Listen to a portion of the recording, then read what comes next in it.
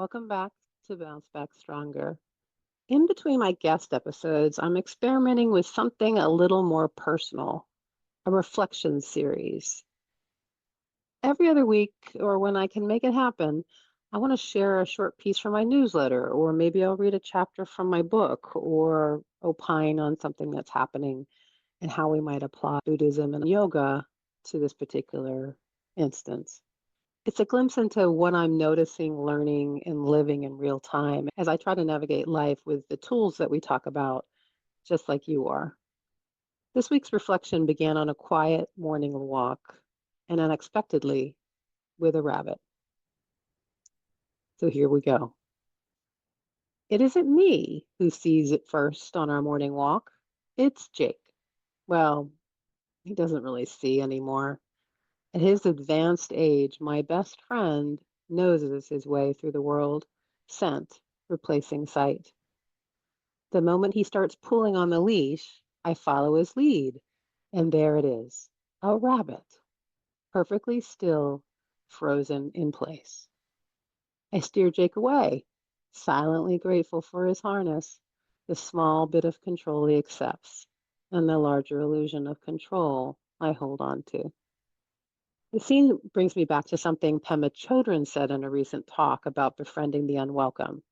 She used the image of Alice falling down the rabbit hole, that disorienting descent where nothing is familiar and there's no clear ground below.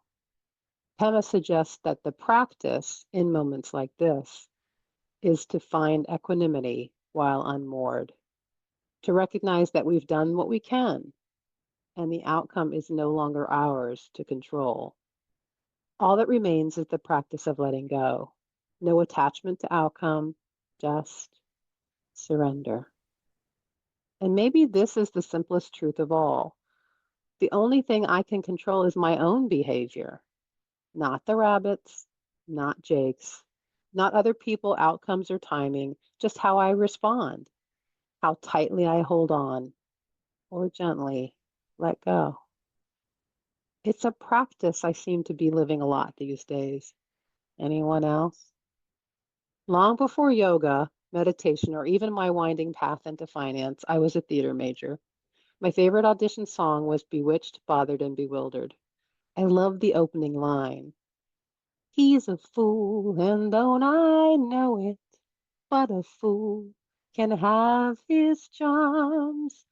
Something in me, even way back then, understood the pull of being caught, of knowing better and acting out anyway, of being both aware and entangled. Lately, in our weekly centering group, we've been reading The Kleshas, Exploring the Elusiveness of Happiness by Deborah Adele, which I highly recommend. She describes the result of practicing the eight-limb path of yoga as a state of being undisturbed, undisturbing, and undisturbable. It really landed with me. It just felt familiar, and I think it was going back to the song. And I created my own version of it, something I can reach for when life suddenly drops out from under me. Unbothered, unbothering, unbotherable. A quiet mantra for the free fall. Unbothered means remembering that everything is impermanent and practicing acceptance of what is right now. Unbothering means not adding to the chaos, not creating more suffering for myself or others when I resist reality. And then unbotherable. This is building resilience through the practices of meditation, yoga, and the breath so that I can better withstand life as it is. And this week's full moon in Scorpio seems to echo the same invitation. Release what no longer serves, face what's real. With Pluto in the mix, we're asked to make difficult, sometimes uncomfortable changes.